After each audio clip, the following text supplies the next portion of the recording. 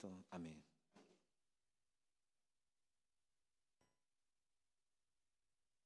Así es, disponemos nuestro corazón para poder meditar en la palabra del Señor. Ahí sí, ponemos nuestro corazón para escuchar su palabra. El día de hoy podemos decir que no es cualquier domingo para nuestro país. ¿Por qué no?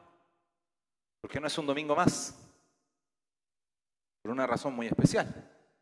Hoy día se escoge quién va a ser el próximo gobernante de nuestra nación.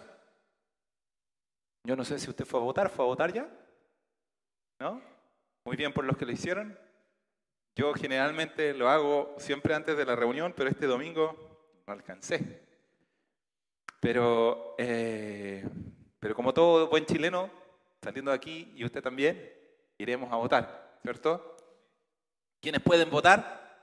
Dice el CERVEL, están habilitados para sufragar los electores mayores de 18 años y que no se encuentren con condenas aflictivas, que no tengan alguna condena. También pueden sufragar los extranjeros que mantengan una residencia mínima de 5 años en nuestro territorio y cumplan con los requisitos mencionados anteriormente. Para ir a votar, entonces, usted va a ir a un lugar establecido por el Estado, una escuela, un colegio que el Estado determinó. Usted va a entrar a ese lugar y le van a entregar un papel. Ese papel, aunque es papel, no es cualquier papel. Es un papel que el Estado también ha determinado donde usted debe marcar su preferencia. Usted lo hará en soledad, detrás de una especie de biombo, va a marcar su preferencia y después va a tomar ese mismo papel, que no lo puede cambiar, no puede ser otro papel. Usted no puede traer un papel de la casa ni en una servilleta anotar su voto, sino que tiene que ser el papel que le entregan en ese lugar. Y ese papel usted lo va a colocar en una caja de plástico. En el extranjero, paréntesis, se ríen o les admira que nosotros pongamos nuestros votos en cajas plásticas, porque en el extranjero son unas cajas con candado, bien metálicas, bien duras y seguras, y aquí en Chile unas cajas plásticas, bellas roñosas, ¿cierto? De esas que uno compra en la cuenta, de esas mismas cajas, pero esa caja, aunque sea de plástico, aunque sea una caja simplecita, no puede ser cualquier caja, es la caja que ha determinado el Estado donde usted ponga su voto, ¿cierto? Tenemos que hacer ese trámite y eso va a determinar quién va a ser el próximo gobernante. Y no vengo a hacer propaganda política ni nada por el estilo, pero esto, quien salga elegido este día, eso puede marcar, y de hecho lo va a hacer, será así, el destino de millones de personas en nuestro país. Va a influir en la vida de millones de personas. Y después de que usted entregue su voto, ¿qué pasa?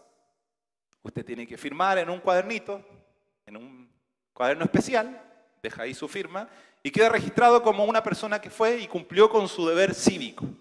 Si usted no cumple con su deber cívico, o va a Carabineros y se excusa, como mi bella suegra que tengo aquí porque nos vino a visitar, está lejos de La Serena, entonces no puede ir a sufragar hoy día, pero si no lo hace porque no quiere, lleva multa. Es su deber, ¿cierto? Votar. Bueno, ya le quedó clarito, ¿cierto? ¿Sí? Saliendo de acá, usted tiene que hacer esto que estamos diciendo. Pero ahora va a tomar la palabra del Señor, va a tomar su Biblia y la va a abrir en Mateo capítulo 26. Y vamos a leer del versículo 26 al 29.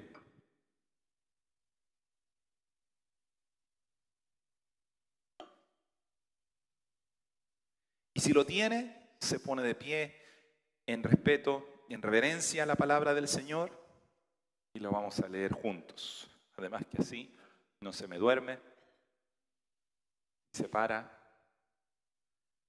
Si lo tiene, vamos a leer entonces Mateo capítulo 26 del versículo 26 al 29. Leamos juntos, dice: Y mientras comían, tomó Jesús el pan y bendijo, y lo partió y dio a sus discípulos, y dijo: Tomad, comed, esto es mi cuerpo. Y tomando la copa y habiendo dado gracias, les dio diciendo: Bebed de ella todos, porque esto es mi sangre del nuevo pacto, que por muchos es derramada para remisión de los pecados. Y os digo que desde ahora no beberé más de este fruto de la vid hasta aquel día en que lo beba nuevo con vosotros en el reino de mi Padre. Tome asiento y oremos un momento más. Gracias te damos, Señor, por el privilegio de tener tu palabra con nosotros, Señor. Qué privilegio más grande, cómo son iluminados nuestros ojos, cómo llena nuestra alma de luz cuando tú abres tu palabra delante de nosotros, cuando tú nos muestras, Señor, tu verdad, cuando escuchamos tu voz. Qué privilegio tenemos, Señor, porque hay muchas personas en este país que no saben de tu verdad, que desconocen tu palabra y sus almas están en tinieblas y están ajenos a la vida de Dios. Mas nosotros, por gracia y misericordia, podemos escuchar tu voz, podemos escuchar tu palabra, Señor. Y yo te pido, Dios, que ninguno de nosotros ande como los que no tienen tu palabra, como los demás gentiles, sino que nuestro entendimiento sea renovado, nuestra mente sea cambiada por tu palabra y disfrutemos de la comunión contigo. En el nombre de Jesús. Amén. El versículo 26 dice: y mientras comían, tomó Jesús el pan y bendijo, y lo partió y dio a sus discípulos, y dijo: tomad, comed, esto es mi cuerpo. La misma noche que Jesús sería entregado a sus enemigos para ser condenado a morir en una cruz, tomó pan y lo partió para repartirlo entre sus discípulos, para instituir el sacramento que todos nosotros conocemos como la Santa Cena. Pero el pan que partía esa noche Jesús y que repartía entre sus discípulos no era cualquier pan, no era un pan del chelo, no era un pancito amasado por la abuelita. Era un pan especial, era un pan sin levadura que se comía en la Pascua, la fiesta que recordaba la noche que Dios sacó a Israel de Egipto, como ya lo leyó y lo explicó muy bien mi hermano Mel al principio. Este pan era preparado de manera diferente al pan común, aunque era la misma harina a lo mejor que siempre se usaba, aunque era el mismo aceite o agua con el cual se mezclaba. Cuando venía la Pascua, la preparación y ese pan y esa harina que se apartaba tomaba un significado especial. Tenía un significado especial. Ellos comían este pan para recordar aquella maravillosa noche de independencia nacional y libertad de la esclavitud, tal como lo ordenaba la ley de Moisés. Éxodo capítulo 12, versículo 20, dice: ninguna cosa leudada comeréis, en todas vuestras habitaciones comeréis panes sin levadura. Versículo 21, y Moisés convocó a todos los ancianos de Israel y les dijo: sacad y tomaos corderos por vuestras familias y sacrificad la Pascua. Lo que ya leyó mi hermano al principio. Y el versículo 3 del capítulo 13 dice, Éxodo 13:3, y Moisés dijo al pueblo: tened memoria de este día en el cual habéis salido de Egipto, de la casa de servidumbre, pues Jehová os ha sacado de aquí con mano fuerte, por tanto no comeréis leudado. Era más que un pan sin levadura, era el recuerdo de la obra maravillosa que Dios había hecho en medio de ellos. Ese sabor, ese comer ese pan. Entraba en su cuerpo ese pan y todos sus sentidos se reunían en un punto. ¿En cuál punto? En esa noche maravillosa en la cual Dios los hizo salir. Este pan debía ser comido junto a ese cordero que era sacrificado por las familias. Y en esa celebración estaba Jesús junto a sus discípulos, comiéndose ese cordero y comiendo estos panes sin levadura. Ahora Jesús toma ese pan sin levadura y le da un significado más sublime, más grandioso, más elevado que aquel que tenía hasta ese día. El significado más sublime que podía dársele: pan consagrado para representar su cuerpo que sería molido en rescate de sus discípulos. Tomad, comed, esto es mi cuerpo. Jesús tomó este pan, lo entregó. El apóstol Pablo lo enseña así en 1 Corintios capítulo 11, versículo 23. Porque yo recibí del Señor lo que también os he enseñado, que el Señor Jesús, la noche que fue entregado, tomó pan y habiendo dado gracias, lo partió y dijo: tomad, comed, esto es mi cuerpo, que por vosotros es partido. Me hubiese gustado tener en este momento esa tortilla de pan, pero como salía en la foto del principio, no es como el pan que nosotros comemos a diario, ni como las arepas que hacen los venezolanos, sino que era una tortilla más parecida a nuestras churrascas. Era una cosa grande, redonda. Jesús tomó, lo partió, y cada pedazo, cada rotura que se iba haciendo a este pan, Jesús iba diciendo: así será partido mi cuerpo por ustedes. Tomen, tomen ustedes cada uno un pedazo. El significado más maravilloso, más sublime. Jesús estaba tomando ese pan y diciendo: esto es mi cuerpo, que por ustedes es partido, que por amor a ustedes es molido, para que se cumpliera aquella profecía maravillosa que fue hecha cientos de años antes que viniera el Mesías. Esa profecía en Isaías 53 que decía: mas él herido fue por nuestras rebeliones, molido por nuestros pecados. El castigo de nuestra paz fue sobre él, y por su llaga fuimos sanados. El pan sin levadura era ahora la representación del cuerpo de Cristo, que sería partido por amor a sus discípulos, molido por causa de nuestros pecados, para que nosotros tuviéramos paz. El castigo de nuestra paz fue sobre él, para que nosotros alcanzáramos paz para con Dios. Qué sentido más maravilloso, más sublime, más grandioso tenía ahora este pan, que era partido y nos recordaba cómo el cuerpo de Jesús fue partido por nuestros pecados, por nuestra rebelión. Y los evangelios nos narran con detalle que así fue. ¿Cómo sería lo que sucedería? ¿Cómo sería tratado, el Hijo de Dios por las autoridades de este mundo después de esa celebración, después de esa Pascua? Juan capítulo 19 dice, en esa misma noche, ¿cierto? Así que entonces tomó Pilato a Jesús y lo azotó. Y los soldados entretejieron una corona de espinas y la pusieron sobre su cabeza y le vistieron con un manto de púrpura y le decían: salve, rey de los judíos, y le daban de bofetadas.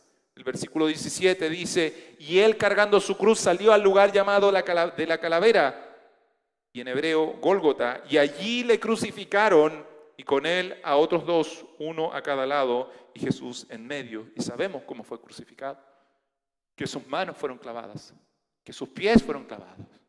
Su cuerpo estaba molido por causa de los latigazos y de la violencia que hicieron contra él.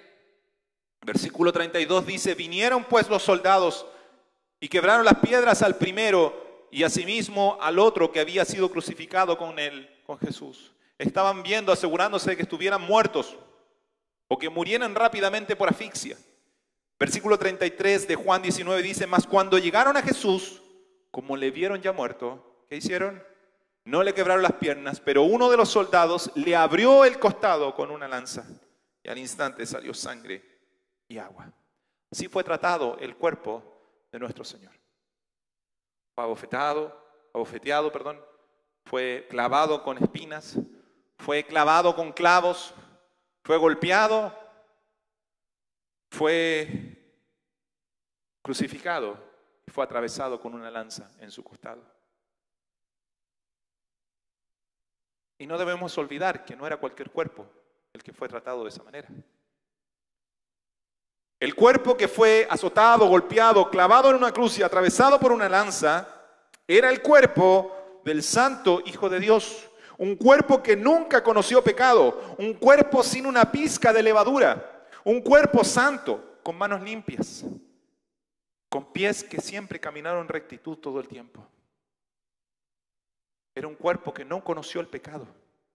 Era un cuerpo que estaba puro, completamente limpio, completamente ajeno a toda maldad. Nuestro cuerpo también habla. Habla de que me comí un postre de más. Habla que miro mis manos y hablo que a veces he golpeado. miro mi boca y digo, a veces he hablado de más. Mi cuerpo da testimonio de mis propios pecados. Y a veces hay testimonios más duros. Personas que llevan marcas en su cuerpo, producto de sus propios pecados. Que tomando alcohol se pusieron, manejaron, chocaron, tuvieron un accidente. Y su cuerpo ya no es el mismo producto de ese accidente. Y su cuerpo habla de su pecado. Nuestros cuerpos hablan de nuestros pecados. A veces hay enfermedades que contraemos por causa de nuestros pecados. Pero el cuerpo del Señor, no había ninguna pizca de levadura de pecado. Su cuerpo era santo, era puro. Él siempre había caminado en santidad. Sus manos solamente daban testimonios de sanidades, de misericordia y de amor. Sus pies, de rectitud. Y ese cuerpo fue el que fue puesto en una cruz. No era un cualquier cuerpo. No fue cualquier cuerpo el que fue molido por usted y por mí. Fue el cuerpo santo del Hijo de Dios. Debemos hacer la necesaria aclaración que Jesús toma el pan y ahora toma este pan sin levadura, lo parte y dice, esto es mi cuerpo. No cualquier cuerpo. ¿Cuál cuerpo? El cuerpo santo, puro, sin mancha, del Hijo de Dios. De ese cuerpo comemos, de ese cuerpo recibimos. Ese cuerpo entra en nuestra vida, ese cuerpo santo entra en nosotros. Jesús dice, esto es mi cuerpo, comed de él. Y lo entrega a sus discípulos, lo entrega a quienes estaban con él esa noche. Tomad, comed, esto es mi cuerpo. Pero cuando Jesús dice, esto es mi cuerpo, no nos confundamos. Obviamente él no está diciendo que ese pan es literalmente el cuerpo de Cristo, sino la representación autorizada de su cuerpo. Jesús no está diciendo que al pasarle este pan, esto se transformó en un pedazo de piel y en un pedazo de carne. Jesús estaba ahí con ellos y no hubo ninguna transformación mágica o milagrosa de ese pan en músculo y piel. No hubo ninguna transubstanciación, que es la doctrina de la Iglesia Católica Romana, que nos dice y quiere hacer creer que usted al partir, bueno, ellos la hostia, pero en el caso de este pan, se transforma literalmente en el cuerpo de Cristo, en el sentido físico. Pero Jesús estaba ahí todavía con ellos. Y si había un momento en el cual ese milagro podría haber ocurrido, era esa noche. Si realmente lo que enseña la Iglesia Católica Romana es verdad, el momento más claro en el cual algo así hubiese sucedido habría sido esa noche. Pero no fue así. Porque no es necesario. Porque no necesita cambiar su configuración, sus moléculas, para hacer lo que la palabra de Dios está diciendo que es. Que la voz autorizada de Dios, y déjeme explicarlo, déjeme ponérselo con un ejemplo. Cuando usted fue a votar o va a ir a votar, usted entra en silencio en una urna para marcar con un lápiz una preferencia, ¿cierto? Y el resultado de esas votaciones, el resultado, el conteo de estas votaciones, en las noticias van a decir, es la voz del pueblo. El pueblo ha hablado, pero cuando usted va, no habla. Usted no dice, voto por, sino que usted marca en silencio una preferencia. Sin embargo, todos entendemos que aunque eso sigue siendo un papel, siguen siendo papeles, al mismo tiempo es la voz del pueblo. Sí, es papel, no cambia su configuración por ondas de sonido. Pero sí, es la voz del pueblo, porque es lo que está expresando el pueblo, la voluntad del pueblo expresada. De la misma manera, ese pan es el cuerpo de Cristo, pero no necesitamos que se transforme literalmente en ello para creerlo, sino que la palabra de Dios ha apartado ese pan y lo ha consagrado para que sea declarado el cuerpo de Cristo en medio nuestro. Esto es importante que lo entendamos bien, porque no debemos confundirnos. Porque si nos confundimos, si no entendemos bien el significado de lo que estamos hablando, no podremos darle el valor a la cena, a lo que estamos haciendo cada vez que tomamos este sacramento que se llama la Santa Cena. El pan sigue siendo pan, aunque como ya dije, no era cualquier pan, era pan que había sido apartado por la palabra de Cristo para que representara su cuerpo en aquella Santa Cena, para que al comer de ese pan sus discípulos fueran unidos a Él y recibieran la vida. Y recibieran vida. Es la autoridad de Jesús lo que le da autoridad, entre comillas, a ese pan, a ese trozo de pan, para que nosotros lo llamemos el cuerpo de Cristo. Y para que legalmente lo sea, aunque siga siendo un pedazo de pan. Así como en las votaciones, es la autoridad del Estado lo que le da ese pedazo de papel, la autoridad de ser considerado un voto, aunque sigue siendo papel, pero no sirve cualquier papel. Tiene que ser el papel que la autoridad ha determinado que usted marque su preferencia. De la misma manera, no es cualquier pan, aunque sigue siendo pan. Es el pan que el Señor ha apartado para que represente su cuerpo y para que en Él esté la marca de nuestra salvación. Dice Juan capítulo 6, versículo 55, porque mi carne es verdadera comida y mi sangre es verdadera bebida. El que come mi carne y bebe mi sangre, en mí permanece y yo en él. Qué maravilloso es esto. Mire las promesas que el Señor nos está dando. El que come mi carne y bebe mi sangre, en mí permanece. ¿Me va entendiendo la importancia que tiene entonces ese pan? Porque ¿cómo voy a comer a Cristo? ¿Cómo voy a beber a Cristo? ¿Es canibalismo esto? No, no es eso. ¿O necesito que el pan se transforme en un pedazo de carne? No. Es que si Jesús está dándole la autoridad a ese trozo de pan para que lo represente a Él, entonces lo que yo estoy comiendo tiene una validez eterna. Cuando yo tomo la cena y como de ese pan, estoy comiendo algo que tiene una representación que vale por la eternidad. Así como su voto es válido para que pueda ser escogido un presidente, ese pan que comemos cuando comemos la cena es válido delante del cielo para que usted y yo podamos entrar en la presencia de Dios y permanezcamos para siempre. Mire, no lo digo yo, lo dice el Señor. Porque mi carne es verdadera comida y mi sangre verdadera bebida. El que come mi carne y bebe mi sangre, en mí permanece y yo en él. Como me envió el Padre viviente y yo vivo por el Padre, asimismo el que me come, él también vivirá por mí. ¿Va entendiendo la importancia de ese pan? La importancia de esa cena, que no es cualquier cena. Este es el pan que descendió del cielo. No como vuestros padres comieron el maná y murieron. El que come de este pan vivirá eternamente. Que come de ese sacrificio, de ese cuerpo que fue molido por nuestras transgresiones.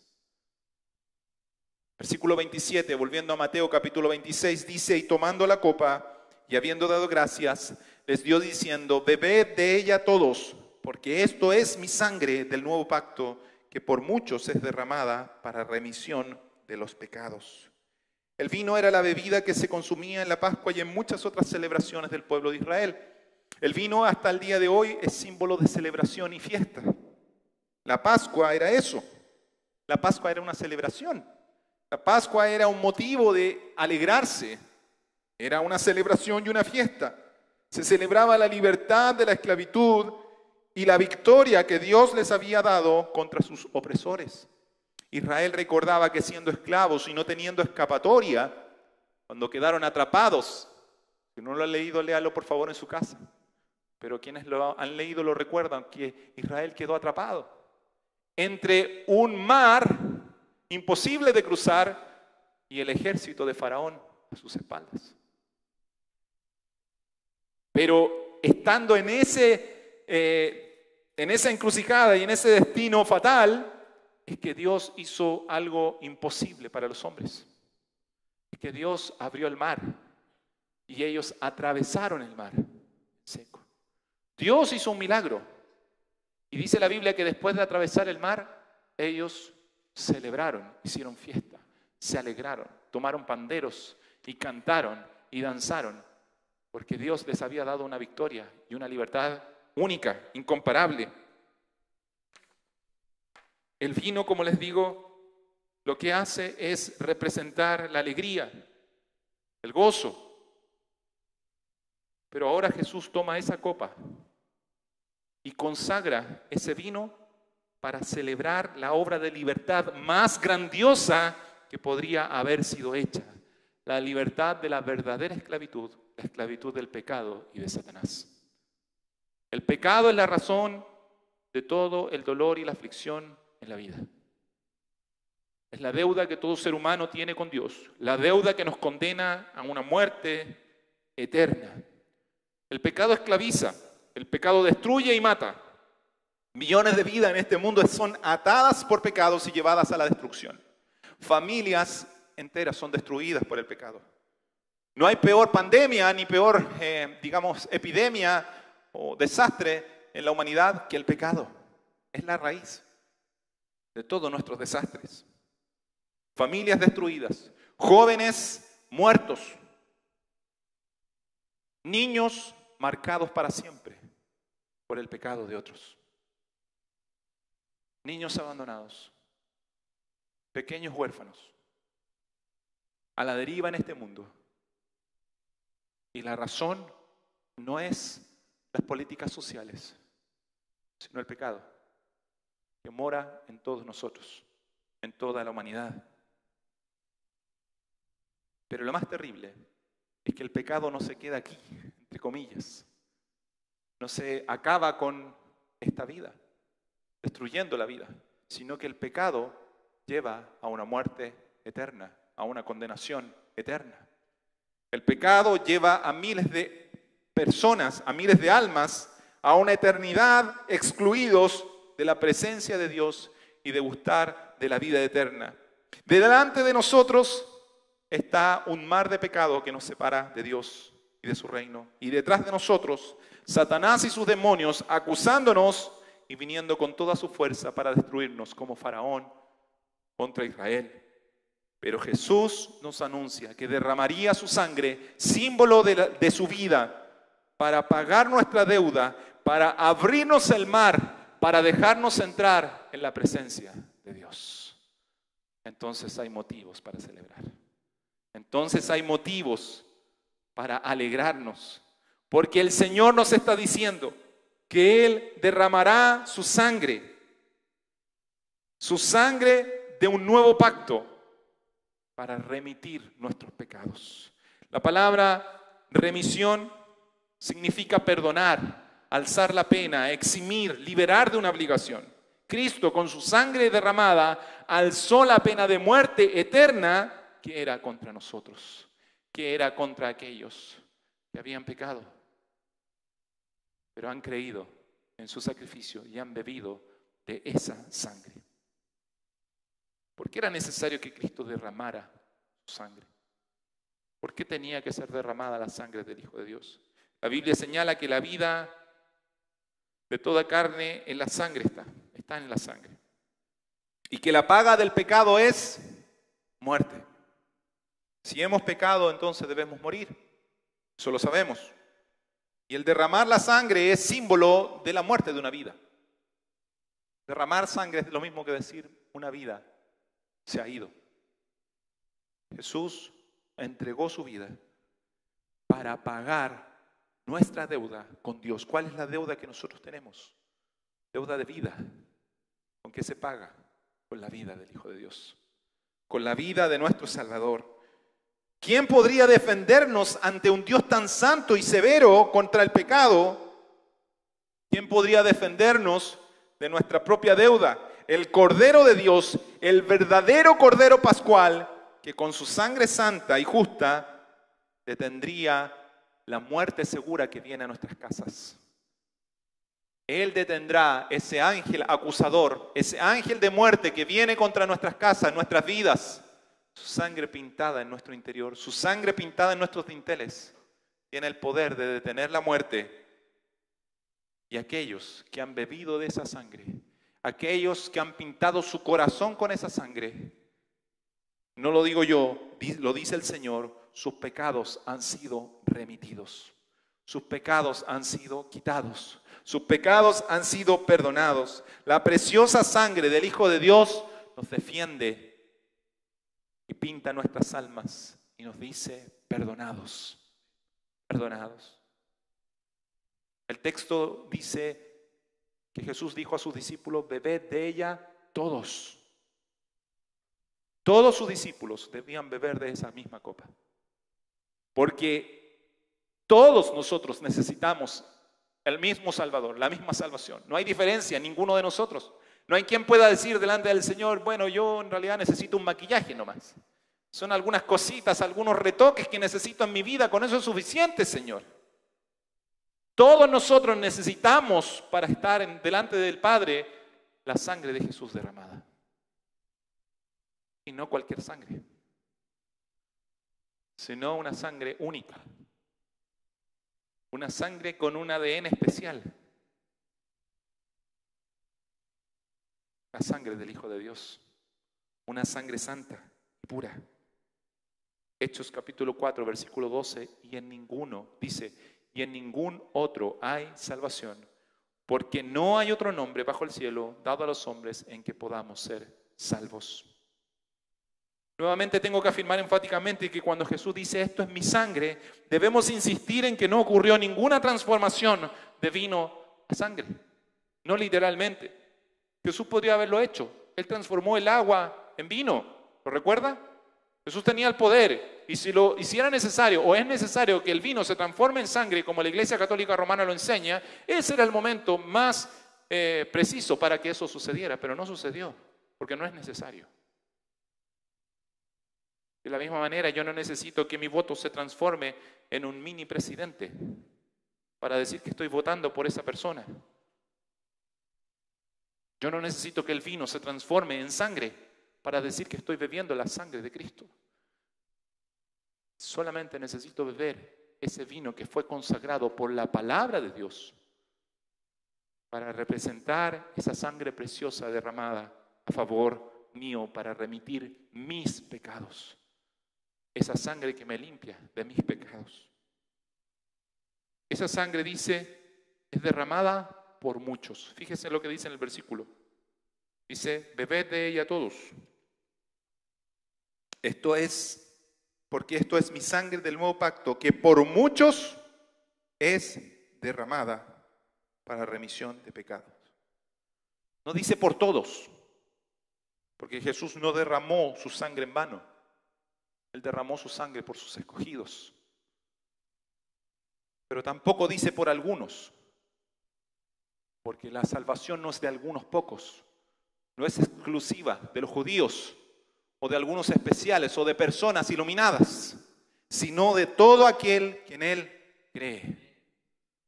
Él derramó su sangre por muchos, por los que vino a salvar. Y usted y yo, por gracia, estamos entre ellos. ¿Va tomándole el peso y el valor que tiene esta maravillosa cena? Yo espero que después de esta predicación usted nunca más vuelva a tomar la cena de la misma manera. Nunca más vuelva a tomar ese pan con ligereza, ni esa copa con liviandad, sino que en su corazón entienda que eso es el cuerpo de Cristo y es la sangre de su Salvador que fue derramada para el perdón de sus pecados. Y se sienta gozoso y privilegiado de poder participar de esa cena. Porque no fue porque usted se lo ganó, sino que fue porque el Señor le llamó a sus caminos. Y si el Señor le ha llamado a sus caminos, entonces no podemos volver a vivir como cualquier cosa, como cualquier persona. Si el Señor apartó elementos especiales y les dio una dignidad única, nos está entregando eso a nosotros, para que nosotros también salgamos de lo común. Somos llamados por el Espíritu Santo para salir de lo común, de la mundanalidad, de la mente de este mundo, para llenarnos de la vida de Cristo y para estar consagrados para Él, para que la vida de Cristo esté en nosotros, para que sea Cristo en nosotros y ya no nosotros mismos. El vino que bebemos en la Santa Cena no es cualquier vino, es la copa del nuevo pacto. Es la vida derramada del Hijo de Dios, tomando los pecados de todos nosotros para que nuestra deuda ante Dios sea cancelada, como el profeta lo había anticipado, porque la palabra de Dios nunca falla, mi hermano. Cientos de años antes, Isaías lo dijo así. Isaías 53, versículo 6 en adelante. Todos nosotros nos descarriamos como ovejas, cada cual se apartó por su camino, mas Jehová cargó en él el pecado de todos nosotros. Angustiado él y afligido, no abrió su boca, como cordero fue llevado al matadero. Y como oveja delante de sus trasquiladores, enmudeció y no abrió su boca. Por cárcel y por juicio fue quitado, y su generación, ¿quién la contará? Porque fue cortado de la tierra de los vivientes, y por la rebelión de mi pueblo fue herido. Fue por su rebelión, por mi rebelión que Jesús fue herido. Cuando usted tome la copa, recuerde eso, que Jesús tuvo que derramar su sangre por su rebelión y por mi rebelión, porque nosotros fuimos rebeldes. Nosotros fuimos los causantes de la muerte del Hijo de Dios, pero al mismo tiempo somos los que sin merecerlo recibimos ese regalo precioso. ¿Cómo vamos a vivir como si esto no tuviera importancia entonces? ¿Cómo vamos a volver a vivir como si no fuera algo trascendental? Si entendemos que el Hijo de Dios tuvo que morir, tuvo que entregar su vida para que mi rebelión fuera perdonada, no podemos volver a vivir como si nada hubiese pasado. Versículo 9 dice: y se dispuso con los impíos su sepultura, mas con los ricos fue en su muerte, aunque nunca hizo maldad ni hubo engaño en su boca. Con todo eso Jehová quiso quebrantarlo, sujetándole a padecimiento. Cuando haya puesto su vida en expiación por el pecado, verá el linaje. He aquí el linaje. He aquí el linaje. Aquellos que han creído en su sacrificio y por su sangre, sus pecados han sido expiados. Vivirá por largos días, y la voluntad de Jehová será en su mano prosperada. Verá el fruto de la aflicción de su alma y quedará satisfecho. Por su conocimiento justificará a mi siervo justo a muchos y llevará las iniquidades de ellos. Por tanto yo le daré parte con los grandes y con los fuertes repartirá despojos, por cuanto derramó su vida hasta la muerte. ¿Se da cuenta que la palabra lo había profetizado? La Biblia lo había anunciado, que Jesús derramaría su vida, derramaría su sangre. Es de él que está hablando el profeta, y fue contado con los pecadores, fue puesto en una cruz como un pecador, pero él no había pecado, habiendo él llevado el pecado de muchos y orado por los transgresores. Él llevó nuestras rebeliones. Y por último, el versículo 29 de Mateo capítulo 26 dice: y os digo que desde ahora no beberé más de este fruto de la vid, hasta aquel día en que lo beba nuevo con vosotros en el reino de mi Padre. Jesús sella esta cena con esta maravillosa promesa. Él volverá a cenar con los suyos. Él se sentará a una mesa junto a todos los que han comido de su pan y bebido de su vino, y cenará con ellos en comunión perfecta y eterna, en un gozo y celebración que no tendrán fin. Pero mientras nosotros estemos aquí, haremos esto en memoria de Él. Tomaremos del pan, no de cualquier pan, sino de ese pan que ha sido apartado y consagrado para decir por la palabra de Dios que es el cuerpo de Cristo. Tomaremos vino, no cualquier vino, sino el vino que la palabra de Dios consagra, que la autoridad de Dios consagra, para decir esto es la sangre del Hijo de Dios. Y nos gozaremos y nos alegraremos, sabiendo y guardando la esperanza que un día le veremos y cenaremos con Él. Aleluya.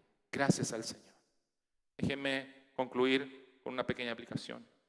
La Santa Cena, junto al bautismo, es uno de los dos sacramentos que nuestro Señor ordenó que todos sus discípulos debían cumplir. Todo discípulo debe bautizarse y todo discípulo también debe participar de la cena del Señor. Pero esta cena es santa. Esta cena es diferente a todas las otras cenas. La palabra santa obviamente nos habla de pureza, pero también de algo apartado, diferente, único. Y eso es la Santa Cena. Una cena totalmente diferente a toda otra cena, superior y sublime a toda otra cena. Sencilla, como lo fue nuestro Señor, pero al mismo tiempo más fuerte y más poderosa que la misma muerte. como lo fue nuestro Señor. Porque por ese sacrificio nosotros somos perdonados. Cuando usted venga un domingo a la cena y diga, yo no soy merecedor de esa cena, yo le digo, yo tampoco, ni ninguno de nosotros. Pero esa cena es lo que necesito para vivir, porque por esa cena mis pecados son perdonados. Por ese sacrificio que Jesús hizo, por esa muerte expiatoria, por esa sangre derramada. Esta cena consiste en pan y vino. No puede ser pollo con Coca-Cola, como alguien preguntó irreverentemente por ahí. ¿Por qué no? Porque pan y vino fue lo que el Señor apartó. Es su palabra lo que le da autoridad a esa cena. No puedo agregarle manzanas o lo que se me antoje. No me puedo poner creativo. No. Porque temo a aquel que consagró esos elementos para representar su cuerpo y su sangre, y le honro. De la misma manera que usted no puede llevar una servilleta hoy día y poner ahí su marca y meter una servilleta a la urna, de la misma manera yo no puedo traer cualquier pancito, cualquier cosa, cualquier sándwich y ponerlo en la cena. No, es aquello que el Señor consagró, porque es su palabra la que tiene autoridad, no la mía. Pan sin levadura, partido para que coman sus discípulos, representando el cuerpo molido de Jesús por el pecado de su pueblo, y vino como representación de la sangre derramada para perdón de pecados. Pan y fruto de la vid, eso fue lo que Cristo el Señor apartó para que nosotros comiéramos y bebiéramos en memoria de Él. Y de la misma manera que no cualquiera puede ir a votar, sino aquellos que el Estado les ha dado la potestad para votar, mayores de 18 años, chilenos o extranjeros que llevan más de 5 años, ahí el Estado lo determina. De la misma manera, el Señor ha determinado quiénes pueden participar de esta cena. No cualquiera puede participar de esta cena, sino los discípulos de Jesús, aquellos que le siguen, aquellos que han dejado atrás el mundo para caminar en pos de su Señor.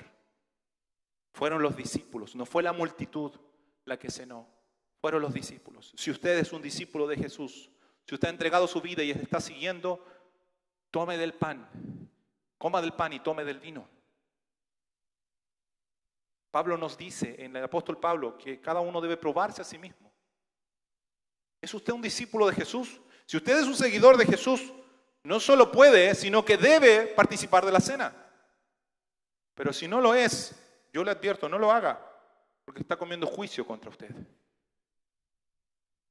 Si yo intento meter un papel falso en la urna, o si no siendo chileno, recién llegado, intento votar, hay militares. De hecho, mi cuñado está ahí resguardando.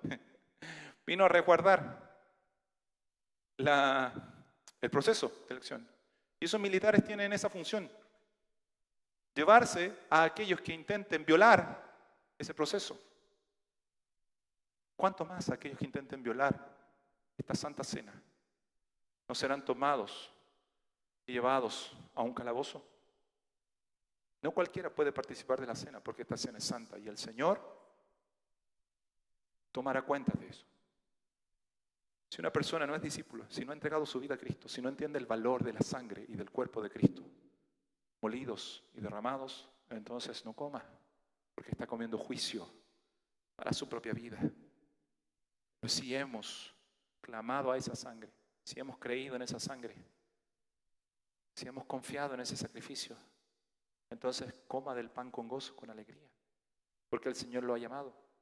Beba de esa sangre, porque no la merecía, pero esa sangre le ha hecho digna el amor de Dios. Y en esto se muestra su amor. El Señor nos ayude a tomarle el peso que tiene esta preciosa cena. Y como ya dije, vuelvo a decir, la próxima vez que tomemos cena, no sea como las otras veces. Nunca más volvamos a tomar la cena de la misma manera después de esta predicación. Porque no es cualquier cena, porque no es cualquier pan, ni es cualquier vino. Es el cuerpo y la sangre del Hijo de Dios. Oremos. Señor, te doy muchas gracias, que tu palabra es siempre viva y eficaz. Porque tu palabra es poderosa para convencernos, para transformarnos, para enseñarnos, para redarguirnos, para hacernos vivir en justicia. Y yo te pido, Señor, que nos ayudes a ser una iglesia que camina en justicia, que hace lo que es justo, lo que está bien, lo que es correcto, Señor. Queremos tomar la cena en conciencia. Queremos comer del pan y tomar del vino. Cada uno, Señor, en conciencia. Tú eres el que examina el corazón. Tú eres el que sabe lo que hay en nuestro interior. Señor, te damos gracias porque podemos entender que eres tú el que apartó estos elementos y por tu palabra estos elementos son santos. Por tu palabra estos elementos no son como cualquier elemento. Aunque el pan sigue siendo pan, aunque el vino sigue siendo vino, por tu palabra son el cuerpo y la sangre del Hijo de Dios entregados por nosotros. Gracias te damos. Gracias te damos. En el nombre de Jesús. Amén. Le invito a ponerse de pie, vamos a cantar una canción. Cada uno debe responder al Señor en su interior. No debe ser influido por nadie. Detrás de la urna, donde usted marque, detrás de la urna de su corazón, decida por Cristo. Entregue su vida al Señor. No importando lo que otro marque, lo que otro diga, lo que otro piense. El Señor ve el corazón. Usted ve. Usted sabe lo que hay en su interior y el Señor lo sabe. El Señor se glorifique entonces en cada uno de nosotros. Vamos a cantar una canción sabiendo que un día le veremos y cenaremos con Él.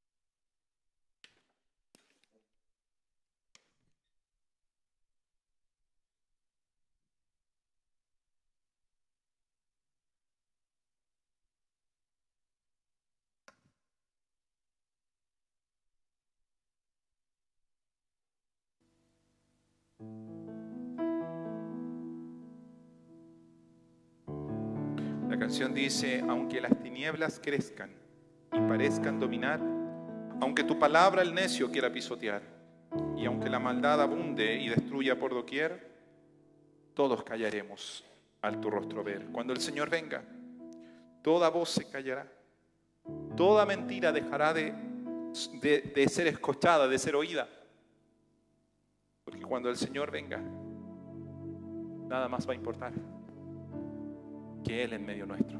Su promesa es firme, su promesa es segura. Y los males que hoy día enfrentamos van a permanecer vencidos bajo nuestros pies, porque Él borrará todos nuestros pecados por la sangre del gran Rey y tendremos su paz al su rostro ver.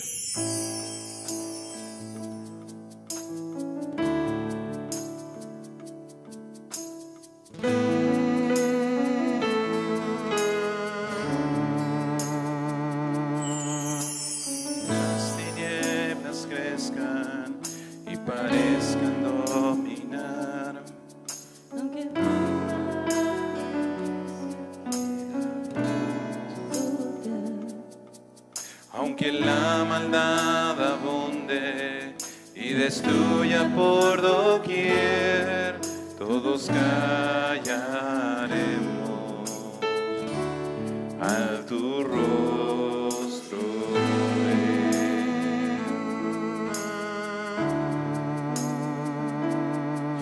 Y los males que enfrentamos, dentro y fuera sin ceder, permanecerán vencidos bajo nuestros pies. Borrarás nuestros pecados por la sangre del gran Rey y tu paz tendremos a tu rostro ver.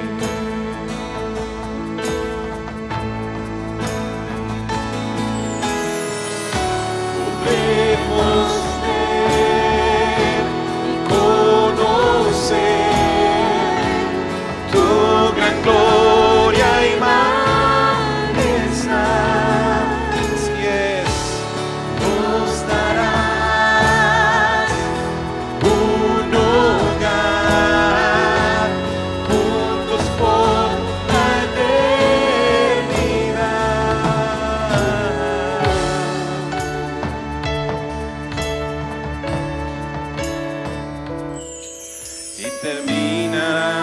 espera, la tristeza acabará. Todo aquello que soñamos se hará realidad. Así es, y reunidos estaremos en tu gracia siempre fiel, como tu iglesia.